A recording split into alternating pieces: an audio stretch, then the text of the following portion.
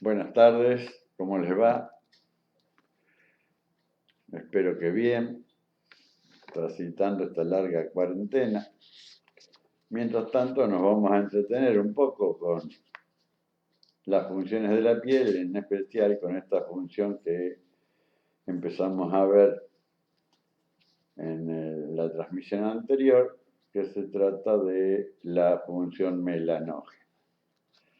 Habíamos finalizado diciendo que esa función melanógena depende de los rayos ultravioleta y que en los rayos ultravioleta había de tres tipos, unos llamados largos, otros llamados medios, otros llamados cortos, que se le agrega la letra A, B, C y entonces teníamos rayos UVA, rayos UVB y rayos UVC. Antes de seguir con esto, vamos a...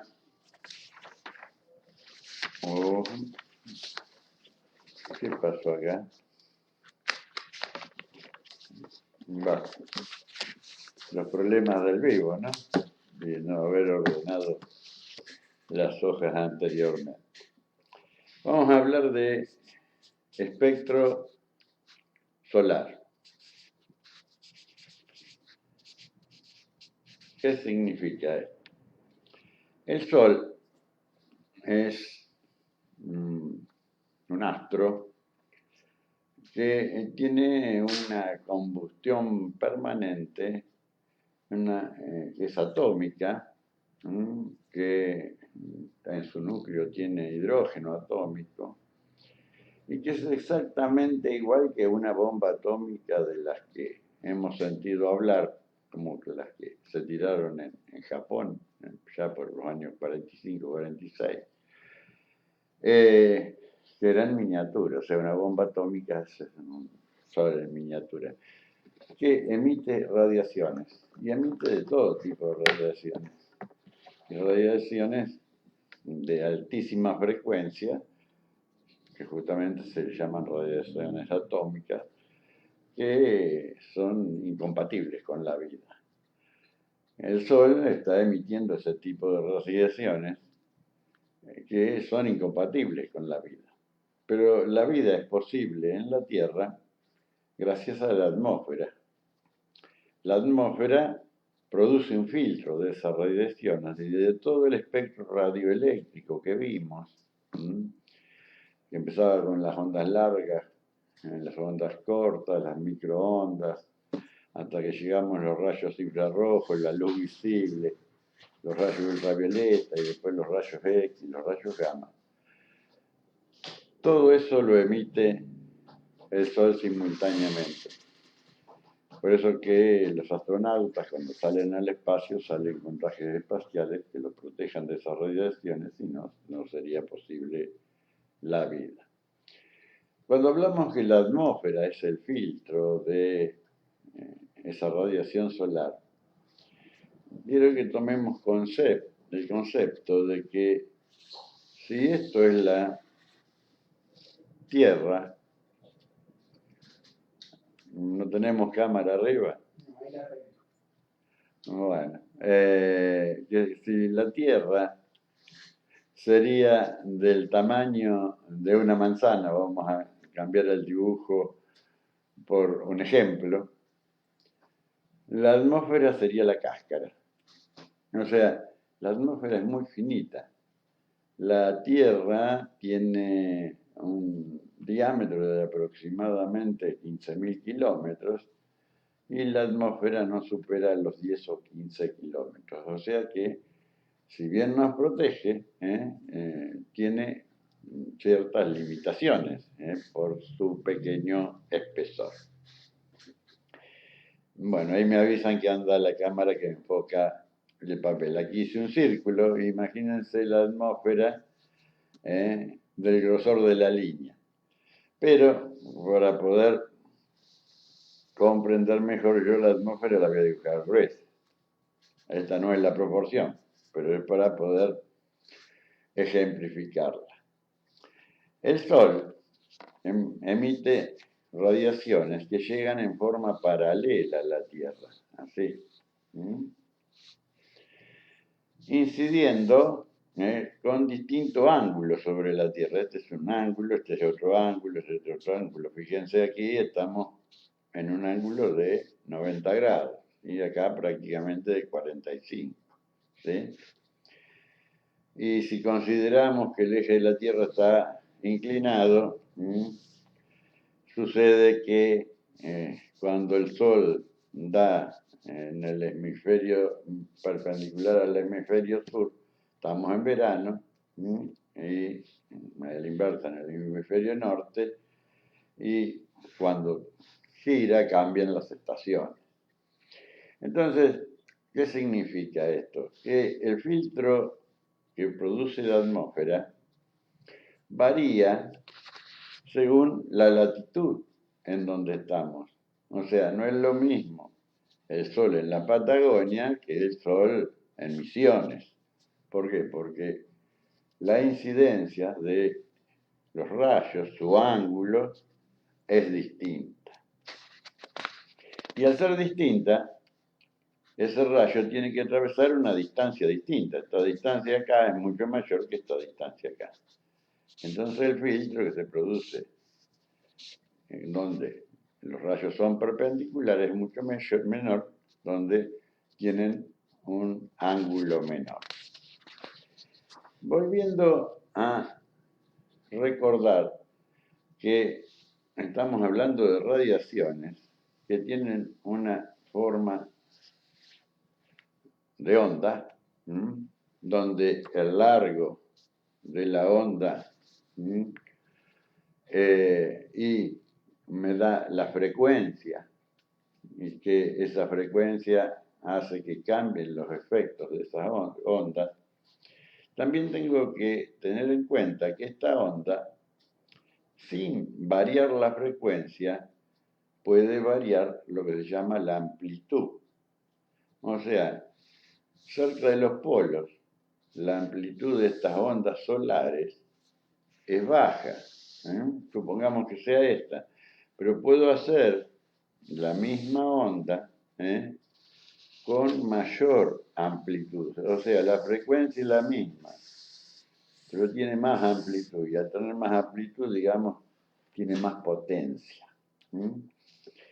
Entonces, cuando hablemos de exposiciones solares, que son lo que permiten la pigmentación, también vamos a volver a tener en cuenta esto del ángulo de incidencia, porque a mayor ángulo de incidencia, o sea, el mayor ángulo de incidencia que podemos tener es de 90 grados, va a ser mayor la amplitud de esos rayos. En el espectro solar, ¿qué es lo que pasa de las radiaciones del Sol a la Tierra? Dijimos que pasaban rayos infrarrojos, que llegan hasta los 7000 Armstrong. 7000 ya sería el color rojo, y estos son rayos térmicos,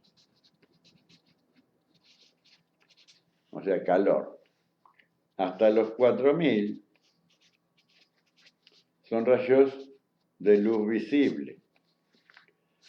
Y de los 4000 en adelante son rayos ultravioletas. ¿Qué hay? Del grupo A, del grupo B y del grupo C. Yendo ahora a los ultravioletas, acá rayos ultravioleta, grupo A, B, C. Recordemos que comienzan en los 4000. Acá, estos rayos ultravioletas A, que son los más largos, son los que estimulan la pigmentación.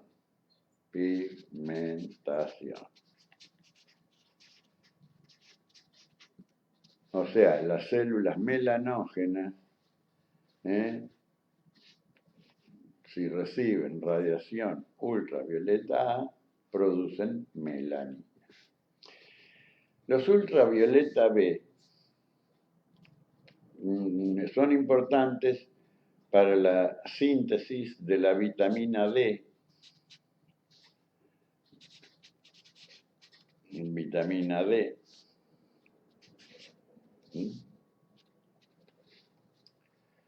y los C son muy bactericidas.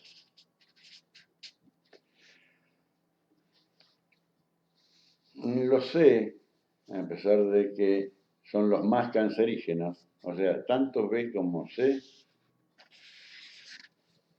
de los ultravioletas son cancerígenos. Por supuesto que los C son más cancerígenos que los B. Podríamos decir que esto, si no estarían, sería mejor. Pero hacen mucha falta en la naturaleza, porque estos rayos son fundamentales para la formación de la clorofila en la vegetación, en los vegetales, y de ahí el inicio de la vida y de la transformación de la energía en sustancias orgánicas. Y los C son muy importantes porque controlan la proliferación de gérmenes y bacterias sobre la superficie de la Tierra. Justamente, hablando ahora de la pandemia, nosotros nos preocupa que tenemos una baja amplitud de los rayos ultravioleta, que con una amplitud mayor, como la que está sucediendo ahora en el hemisferio norte, ayuda a que se esterilice el ambiente. Los rayos ultravioleta también se están usando actualmente para algunos trabajos estéticos, aparte del bronceado, para solidificar geles, en el caso de hacer uñas esculpidas o esmaltes semipermanentes. Es muy importante que quienes usen esos aparatos sepan que su aparato está dentro de la gama de luz ultravioleta A y que no tenga nada de ultravioleta B. Porque si bien por una aplicación o dos tal vez no suceda nada, pero en aplicaciones reiteradas los daños que producen los ultravioletas son acumulativos y podríamos llegar a producir cáncer. Hay aparatos que no respetan esta norma.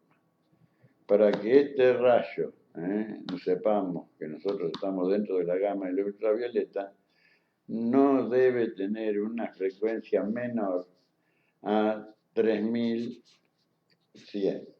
¿No, Santiago? O sea que entre 4000 y 3100 de frecuencia, estamos dentro de los ultravioleta A.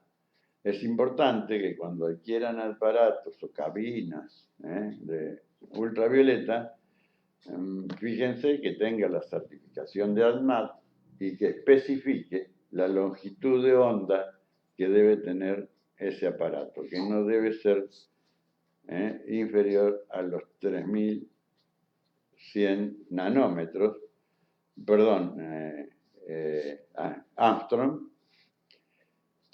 porque si no entraríamos dentro de la gama de los rayos que ya son cancerígenos.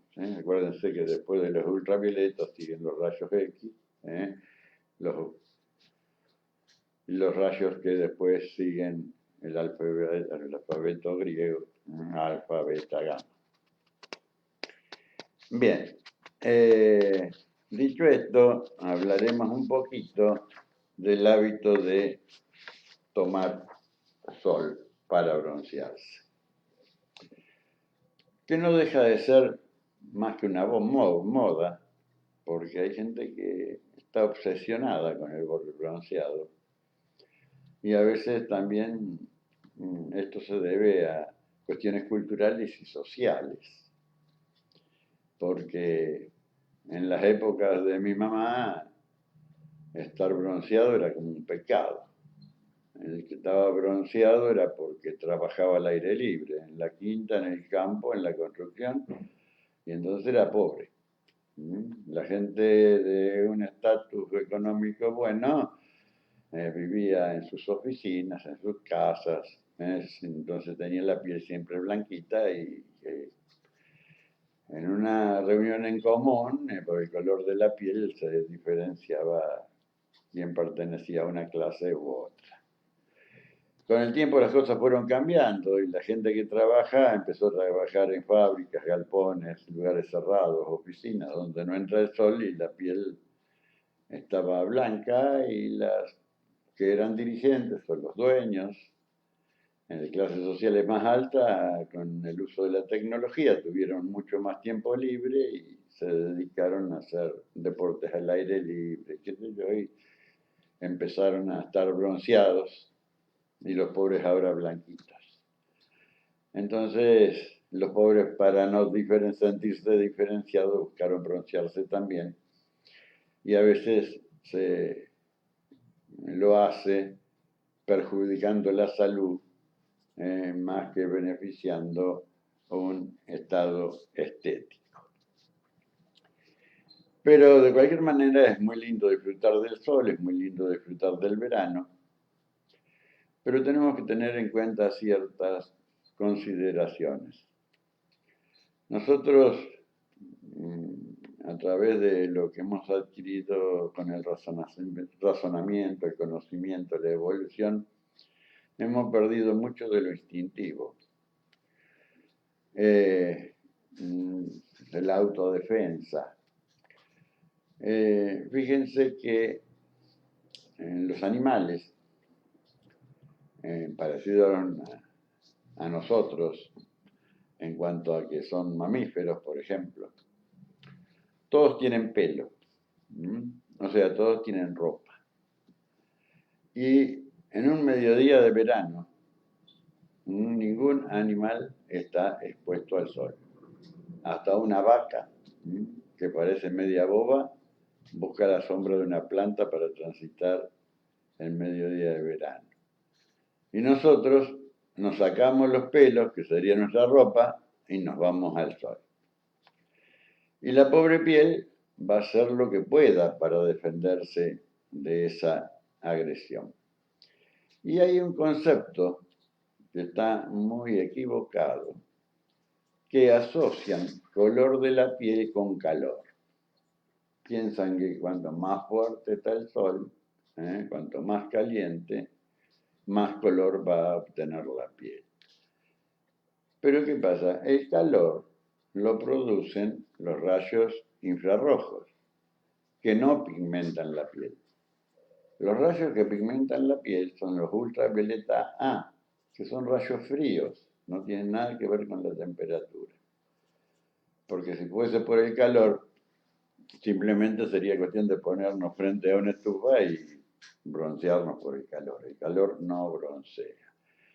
Por el contrario, produce un efecto que puede hacer que el bronceado no se produzca.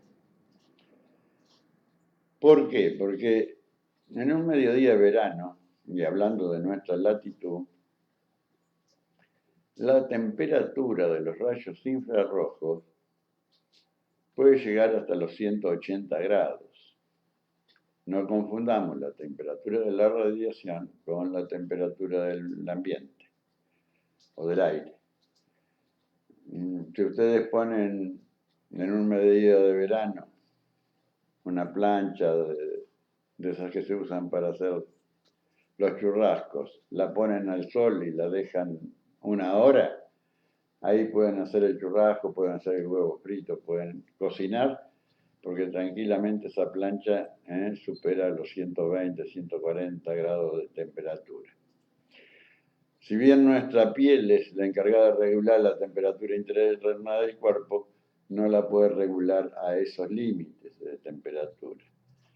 ¿Y qué sucede cuando exponemos el cuerpo a esa radiación?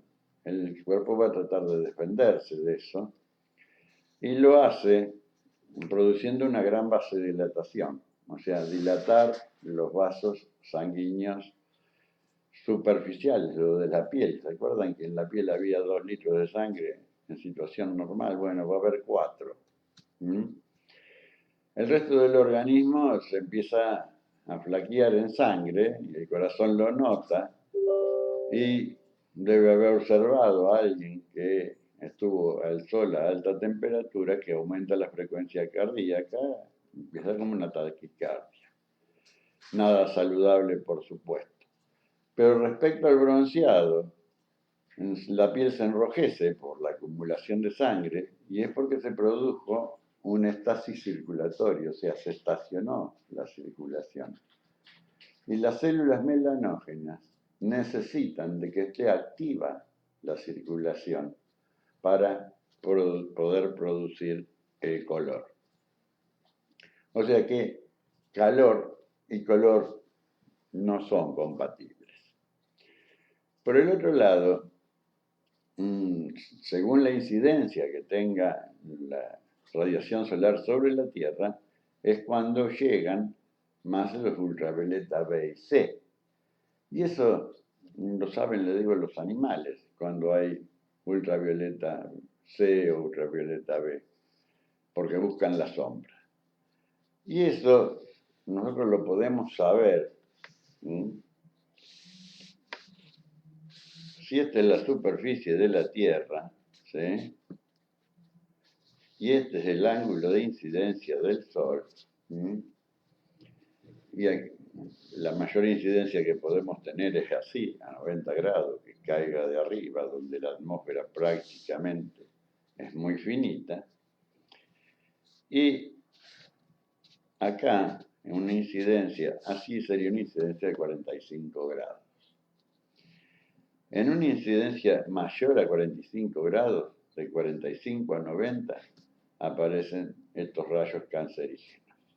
Entonces deberíamos exponernos al sol en una incidencia menor a 45 grados.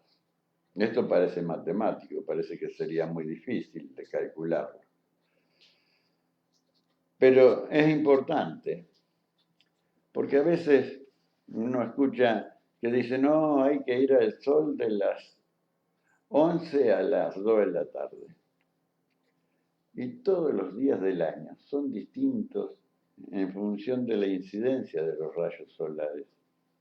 O sea, el día más largo del año, donde podemos tener la mayor incidencia, cerca de los 90 grados, es el 21 de diciembre. Pero ya para el 25 de diciembre los días se hicieron un poquito más cortos y para el 21 de enero más cortos. O sea que día a día la incidencia del rayo cambia. Entonces uno puede establecer un horario para tomar sol en función de que sirva para todos los días. Tenemos que saber si el rayo tiene más o menos de 45 grados y eso es muy fácil. Si uno está paradito acá, fíjense qué hombrecito que dibujé, vamos a proyectar una sombra. Si esa sombra es igual, más o menos a mi altura, o mayor, se puede ir al sol. Si la sombra es más corta, no se puede ir al sol. Y si no lo hago con mi estatura, miro una planta o miro algo que esté parado al sol. Si esta sombra es igual, se puede ir al sol, igual o mayor. Si es menor, es porque la incidencia del rayo es mayor a 45 grados. Generalmente, también, la exposición suele hacerse acostándose al sol. Y muchas personas uno le escucha decir, me bronceo los brazos, la cara, los hombros, pero las piernas quedan blancas o no tienen el mismo bronceado. La respuesta es sencilla. En las piernas hay menos circulación superficial que en el resto del cuerpo y más estando estático. Así que la exposición al sol debe ser dinámica, debe ser en movimiento, de manera tal que se mantenga bien activa la circulación y todas las células melanógenas del cuerpo reciban los nutrientes que necesitan para producir la melanina.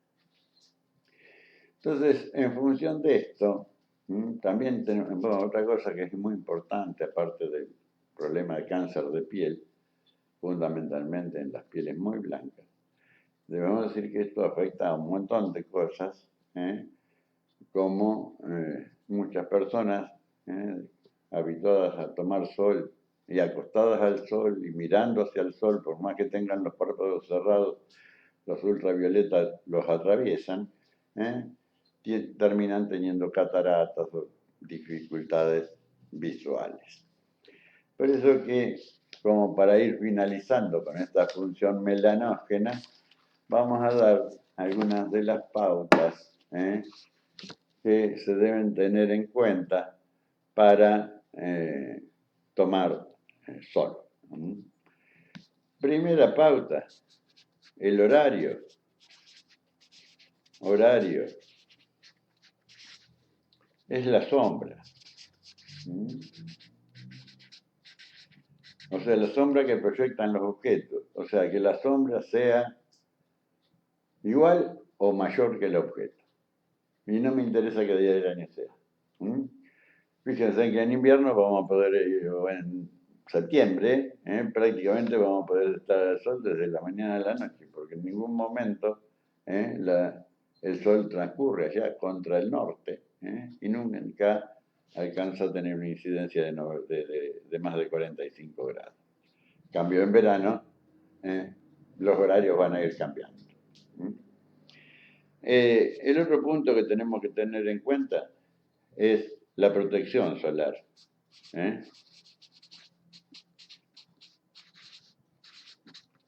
La protección solar, que por supuesto se hará con pantallas solares, graduadas de acuerdo a la necesidad de cada piel. O sea, cuanto más clara la piel, más alta debe ser el número de la pantalla solar. La otra es el tiempo de exposición. El tiempo de exposición depende de cada individuo y de cada piel y de cada tolerancia que se tenga a la radiación solar. Pero un leve eritema es enrojecimiento, ¿sí? Un leve eritema, un levísimo eritema, donde la piel empezó a ponerse rosadita, es que el organismo me está diciendo salí del sol. Y aparte en ese mismo momento dejó de producir melanina. No es el tiempo de exposición solar el que va a producir más o menos melanina, porque una vez estimuladas las células melanógenas, la melanina tiene una inercia, se sigue produciendo.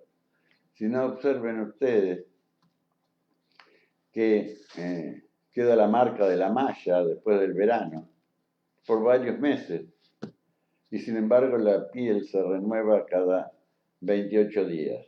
Si no habría una inercia en la producción de la melanina, al primer recambio de piel el color desaparecería. O sea, no es mayor tiempo, mayor color. Es la estimulación la que inicia el proceso de pigmentación de la piel. El organismo sabio detecta que hay ultravioleta A y empieza a pigmentarse porque sabe que después del A vienen los otros. Entonces, pero cuando ya no puede pigmentar, se defiende cambiando en vez del pigmento, al enrojecimiento, tratando de protegerse. Entonces, un leve eritema dice que terminó mi exposición solar.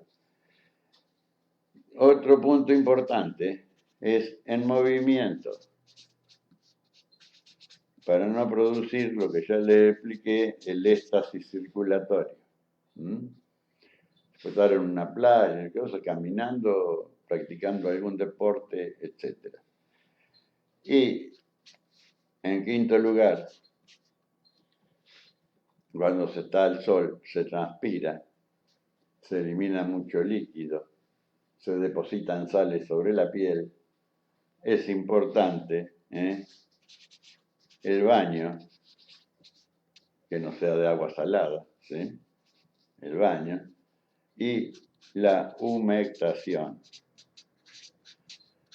de la piel para evitar la deshidratación. ¿Sí? Y de esta forma habremos disfrutado del sol, haber obtenido un buen color y haber cuidado nuestra salud y nuestro futuro. Por hoy lo dejamos aquí. En la clase que viene continuamos, que vamos a empezar a ver las funciones de las glándulas de la piel. No se olviden de comentar, de suscribirse y si tienen alguna pregunta, aquí estamos para responderlas. Muchas gracias.